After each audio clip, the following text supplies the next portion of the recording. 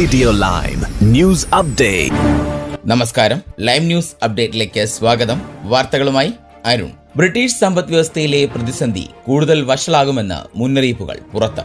National statistics ഓഫീസിന്റെ ഏറ്റവും പുതിയ കണക്കുകളാണ് ജൂലൈ മുതൽ സെപ്റ്റംബർ വരെ വളർച്ചാ ശതമാനം 0-ലായിരിക്കുന്നുവെന്ന് രേഖപ്പെടുത്തിയിരിക്കുന്നത്. പണപ്പെരുപ്പം 8 മാസത്തിനിടെ ഏറ്റവും വേഗത്തിൽ കുതിക്കുന്നുവെന്ന കണക്കുകൾ ഒപ്പമാണ് നിരാശാജനകമായ പ്രകടനവും. സമ്പദ്വ്യവസ്ഥ വളർച്ച കൈവരിക്കുമെന്ന് പ്രതീക്ഷിച്ച് ചാൻസലർ നടപ്പാക്കിയ നികുതി പരിഷ്കാരങ്ങൾ തിരിച്ചടിയായതോടെയാണ് ഇത്. ഇനിയൊരു നികുതിവേട്ട ഉണ്ടാകില്ല എന്നായിരുന്നു ഇതുവരെയുള്ള ചാൻസലറുടെ വാദങ്ങൾ. എന്നാൽ സമ്പദ്ഘടന പ്രതീക്ഷിച്ച തോതിൽ ഉയരാതെ വന്നതോടെ റേച്ചൽ റീവ്സ് മുൻ വാഗ്ദാനങ്ങളെല്ലാം മറക്കുമെന്നാണ് ആശങ്ക. ഉറപ്പുകൾ മറന്ന് വീണ്ടും ഒരു നികുതിവേട്ട നടത്താനുള്ള എല്ലാ സാധ്യതയും ഉണ്ട് എന്നാണ് മുൻനിര എക്കണോമിസ്റ്റുകൾ നൽകുന്ന മുന്നറിയിപ്പ്. ജൂലൈ മുതൽ സെപ്റ്റംബർ വരെ 3 മാസങ്ങളിൽ UK വളർച്ച 0-ലാണെന്ന് ഔദ്യോഗിക കണക്കുകൾ വ്യക്തമാക്കുന്നു. മുൻപ് ഇത് 0.1% ഉണ്ടാകുമെന്നായിരുന്നു കണക്കുകൂട്ടൽ. ഇതോടെ ലേബർ ഗവൺമെന്റിന് എതിരായ വിമർശനവും ശക്തമാവുകയാണ്. ലോകത്തിലെ ഏറ്റവും മോശം അവസ്ഥയിലേക്കാണ് സമ്പദ് വ്യവസ്ഥ നീങ്ങുന്നതെന്ന് കോൺഫെഡറേഷൻ ഓഫ് ബ്രിട്ടീഷ് ഇൻഡസ്ട്രി അഭിപ്രായപ്പെട്ടു. ചാൻസലർ റേച്ചൽ റീവ്സ് പൊട്ടിച്ച നികുതി ബോംബിന്റെ ആഘാതത്തിലാണ് ബിസിനസ്സുകൾ. തുടക്കത്തിൽ എല്ലാ പ്രധാന മേഖലകളും നെഗറ്റീവ് കാഴ്ചപ്പാടിലാണെന്ന് എംപ്ലോയേഴ്സ് സംഘടന വ്യക്തമാക്കി. മാനുഫാക്ചറിംഗ്, സർവീസ്, റീറ്റെയിൽ എന്നിവയെല്ലാം ഈ സ്ഥിതിയാണ് നേരിടുന്നത്. എംപ്ലോയേഴ്സ് നാഷണൽ ഇൻഷുറൻസിലെ 25 ബില്യൺ പൗണ്ടിന്റെ ബജറ്റ് വർധനവുകളാണ് സ്ഥാപനങ്ങൾക്ക് തിരിച്ചടിയായി മാറിയത്. പുതുവർഷം മുതൽ UK പഠിക്കാനോ കുടിയേറാനോ ആഗ്രഹിക്കുന്നവർക്ക് കുറഞ്ഞത് 11% കൂടുതൽ സാമ്പത്തിക കരുതൽ ധനം കാണിക്കേണ്ടി വരും. ജനുവരി 2 മുതൽ UK പഠന വിസയ്ക്ക് അപേക്ഷിക്കുന്ന രാജ്യാന്തര വിദ്യാർത്ഥികൾ ജീവിത ചെലവുകൾ വഹിക്കുന്നതിന് മതിയായ ഫണ്ടുകളുടെ തെളിവുകൾ കാണിക്കണം. ലണ്ടനിലെ കോഴ്സുകൾക്ക് പ്രതിമാസം 1483 പൗണ്ടും ലണ്ടന് പുറത്തുള്ള കോഴ്സിന് പ്രതിമാസം 1136 പൗണ്ടുമാണ് തെളിവായി കാണിക്കേണ്ടത്. ഒരു വർഷത്തെ മാസ്റ്റേഴ്സ് പ്രോഗ്രാമിന് ലണ്ടനിൽ മൊത്തം 13,347 പൗണ്ടും ലണ്ടന് പുറത്ത് 10,224 പൗണ്ടും വേണം. വിസ അപേക്ഷ സമർപ്പിക്കുന്നതിന് മുൻപ് 28 ദിവസമെങ്കിലും ഈ ഫണ്ടുകൾ കൈവശം വച്ചിരിക്കണം. നിലവിൽ ജീവിത ചെലവ് ലണ്ടനിൽ പ്രതിമാസം 1334 പൗണ്ടും മറ്റു പ്രദേശങ്ങളിൽ 1023 പൗണ്ടുമാണ്. ആദ്യമായി വിസ അപേക്ഷിക്കുന്ന വൈദഗ്ധ്യമുള്ള തൊഴിലാളികൾ ജീവിത ചെലവും താമസവും വഹിക്കുന്നതിന് കുറഞ്ഞത് 38,700 പൗണ്ട് വരുമാനമുണ്ടായിരിക്കണം. ഹോം ഓഫീസ് അംഗീകരിച്ച UK തൊഴിലുടമയുടെ സ്പോൺസർഷിപ്പും ഉണ്ടായിരിക്കണം. തൊഴിലുടമ സ്പോൺസർ ചെയ്യാത്ത അപേക്ഷകർ സ്വീകരിക്കുന്നതിന് 28 ദിവസത്തേക്ക് ആവശ്യമായ ഫണ്ട് കൈവശം വച്ചിട്ടുണ്ടെന്ന് കാണിക്കുകയും വേണം. വിനോദസഞ്ചാരികൾ, കുടുംബം, പങ്കാളികൾ, കുട്ടികൾ, വിദ്യാർത്ഥി വിസകൾ എന്നിവയുൾപ്പെടെ വിവിധ വിഭാഗങ്ങൾ വിസ അപേക്ഷ ഫീസിൽ വർധനവ് ഉണ്ട്. സിറിയയിൽ നിന്ന് വിമതസേനയെ ഭയന്ന് രാജ്യം വിട്ട പ്രസിഡന്റ് അസദിന്റെ ഭാര്യ അസ്മ വിവാഹമോചനത്തിന് ശ്രമിക്കുന്നതായി റിപ്പോർട്ടുകൾ പുറത്ത്. മോസ്കോയിലെ ജീവിതത്തിൽ അസംതൃപ്തമായ അസ്മ UK പോകാൻ ആഗ്രഹിക്കുന്നതായി പല മാധ്യമങ്ങളും റിപ്പോർട്ട് ചെയ്യുന്നു. മോസ്കോ വിടാനായി അസ്മ റഷ്യൻ കോടതിയെ സമീപിച്ചതായും റിപ്പോർട്ടിൽ പറയുന്നുണ്ട്. ഹർജി റഷ്യൻ അധികൃതരുടെ പരിഗണനയിൽ ആണ്. വിമതരുടെ മുന്നേറ്റത്തെ തുടർന്ന് സിറിയയിൽ നിന്ന് രക്ഷപ്പെട്ട ബഷാറുൽ അസദും കുടുംബവും മോസ്കോയിലാണ് അഭയം തേടിയത്. 75-ൽ സിറിയൻ ദമ്പതികളുടെ മകളായി ലണ്ടനിലാണ് അസ്മ ജനിച്ചത്. ബ്രിട്ടീഷ് സിറിയൻ ഇരട്ട പൗരത്വമുണ്ട് ഇവർക്ക്. ലണ്ടനിലെ കിങ്സ് കോളേജിൽ നിന്നാണ് അസ്മ കമ്പ്യൂട്ടർ സയൻസിലും ഫ്രഞ്ച് ലിറ്ററേച്ചറിലും ബിരുദം നേടിയത്. ശേഷമാണ് ഇൻവെസ്റ്റ്മെന്റ് ബാങ്കിൽ ജോലി ആരംഭിച്ചത്. 2000 ഡിസംബറിലായിരുന്നു അസ്മയുടെയും അസദിന്റെയും വിവാഹം. ഇവർക്ക് 3 മക്കളുണ്ട്.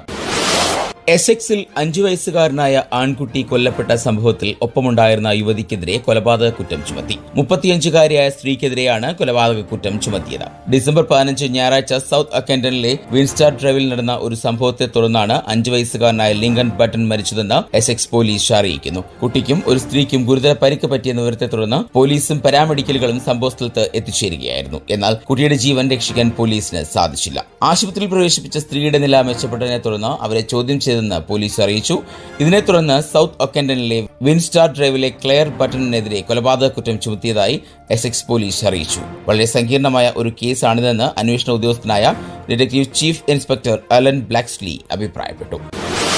ഇനി നാട്ടിലെ വാർത്തകൾ. വടകര പാതയോരത്ത് കാരവനിൽ 2 പേരുടെ മൃതദേഹം കണ്ടെത്തിയത് നാടിനെ ആശങ്കയിലാക്കി. തിങ്കളാഴ്ച രാത്രി 8-ഓടെയാണ് കരിമ്പനപ്പാലം KTDCയുടെ ആഹാർ റെസ്റ്റോറന്റിന് സമീപത്തായി നിർത്തിയിട്ട വാഹനത്തിൽ 2 പേരെ മരിച്ച നിലയിൽ കണ്ടെത്തിയത്. ഡ്രൈവർ മലപ്പുറം വണ്ടൂർ വാണിയമ്പലം മുടപ്പിലശ്ശേരി പരിയാരത്ത് വീട്ടിൽ മനോജ് കുമാർ, കണ്ണൂർ തിമിര തട്ടുമൽ നെടുംചാൽ പാറശ്ശേരി വീട്ടിൽ ജോയൽ എന്നിവരാണ് മരിച്ചത്. കാരവൻ രാത്രിയോടെ നിർത്തിയിട്ടത് നാട്ടുകാരുടെ ശ്രദ്ധയിൽപ്പെട്ടിരുന്നു. തിങ്കൾ വൈകിട്ടോടെ സമീപവാസിക്ക് ഫോൺ കോളിലൂടെ ലഭിച്ച വിവരമനുസരിച്ചാണ് നാട്ടുകാർ വാഹനത്തിന് അടുത്തെത്തി പരിശോധിച്ചത്. പരിശോധനയിൽ ഡോറിന് സമീപത്തായി ഒരാൾ കിടക്കുന്ന നിലയിൽ കണ്ടെത്തി. പോലീസ് സ്ഥലത്തെത്തി പരിശോധിച്ചപ്പോഴാണ് മറ്റൊരാൾ വാഹനത്തിന്റെ ബർത്തിലും മരിച്ചു കിടക്കുന്ന നിലയിൽ കണ്ടത്.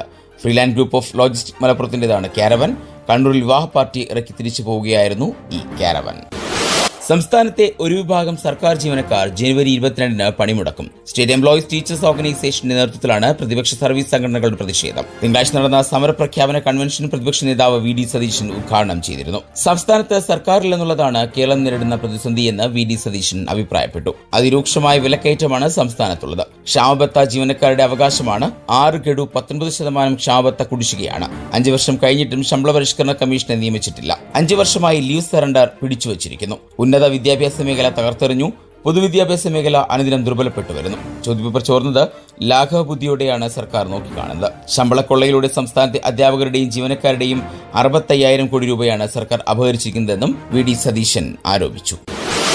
മണ്ഡലകാലം അവസാനിക്കാൻ ഇനി 2 ദിവസം മാത്രം ബാക്കി നിൽക്കെ ശബരിമലയിൽ വൻ തീർത്ഥാടക തിരക്ക്. ഭക്തരെ കൊണ്ട് സന്നിധാനം നിറഞ്ഞിരിക്കുന്നു.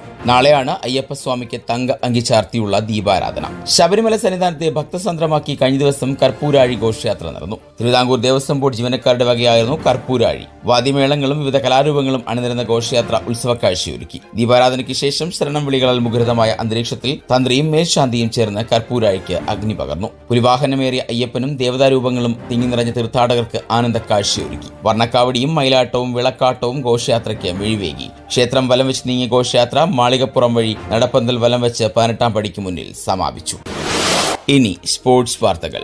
മാഡ്രിഡ് സ്പാനിഷ് ലീഗിൽ 1-ാം സ്ഥാനക്കാരായ അത്ലറ്റിക്കോ മാഡ്രിഡിന് വെല്ലുവിളിയുമായി റയൽ മാഡ്രിഡിന്റെ കുതിപ്പ്. സെവിയയെ 4-2 തകർത്ത് റയൽ പട്ടികയിൽ 2-ാമതെത്തി. ഇതോടെ ബാഴ്സലോണ 3-ാം സ്ഥാനത്തേക്ക് പിന്തള്ളപ്പെട്ടു. റയലിനും അത്ലറ്റിക്കോയ്ക്കും ബാഴ്സയേക്കാൾ 1 കളി കുറവാണ്. അത്ലറ്റിക്കോ 41, റയൽ 40, ബാഴ്സ 38 എന്നിങ്ങനെയാണ് പോയിന്റ് നില. സന്തോഷ് ട്രോഫി ഫുട്ബോൾ ഫൈനൽ റൗണ്ടിലെ ഗ്രൂപ്പ് മത്സരങ്ങൾ ഇന്ന് അവസാനിക്കും. ഗ്രൂപ്പ് ബിയിൽ കേരളം തമിഴ്നാടിനെയും ഒഡീഷ മേഘാലയയെയും ഗോവ ഡൽഹിയെയും നേരിടും. ഗ്രൂപ്പിലെ ആദ്യ 4 മത്സരങ്ങളും വിജയിച്ച കേരളം ഇന്നും ജയം തുടരാനാണ് കളത്തിൽ ഇറങ്ങുന്നത്. കേരളവും തമിഴ്നാടും തമ്മിലുള്ള മത്സരം ഉച്ചകഴിഞ്ഞ് 2:30-നാണ്. ISL-ൽ ഹൈദരാബാദ് FC-ക്കെതിരെ നോർത്ത് ഈസ്റ്റ് യുണൈറ്റഡിന് തകർപ്പൻ ജയം. 2-5 ഗോളുകൾക്കാണ് നോർത്ത് ഈസ്റ്റ് യുണൈറ്റഡ് വിജയിച്ചത്. തിങ്കളാഴ്ച ഗച്ചിബോളി സ്റ്റേഡിയത്തിൽ നടന്ന മത്സരത്തിൽ ഗുല്ലർമോ ഫെർണാണ്ടസ്, അല്ലദീൻ അജാരെ എന്നിവരാണ് നോർത്ത് ഈസ്റ്റിനായി ഗോൾ നേടിയത്. ഗുല്ലർമോ ഫെർണാണ്ടസ് 2-ഉം അജാരെ 1 ഗോളുമാണ് കരസ്ഥമാക്കിയത്. ഹൈദരാബാദ് താരങ്ങളായ ലെന്നി റാഡ്രിഗസിന്റെയും അലക്സ് സജിയുടെയും സെൽഫ് ഗോളുകളും നോർത്ത് ഈസ്റ്റ് യുണൈറ്റഡിന്റെ ഗോൾ പട്ടികയിൽ ഉണ്ട്. 106.82 ഇന്ത്യൻ രൂപയാണ് ഇന്നത്തെ പൗണ്ട് വിനിമയ നിരക്ക്. ഇതോടെ ഇന്നത്തെ വാർത്താ ബുള്ളറ്റിൻ പൂർണ്ണമാകുന്നു. അടുത്ത ബുള്ളറ്റിനുമായി വരും മണിക്കൂറുകളിൽ കേട്ടുമുട്ടാം. നന്ദി, നമസ്കാരം. കൂടുതൽ വാർത്തകൾക്കും വിശേഷങ്ങൾക്കുമായി റേഡിയോ ലൈം ആപ്പ് ഡൗൺലോഡ് ചെയ്യൂ. പ്ലേ സ്റ്റോറിൽ നിന്നും ആപ്പ് സ്റ്റോറിൽ നിന്നും.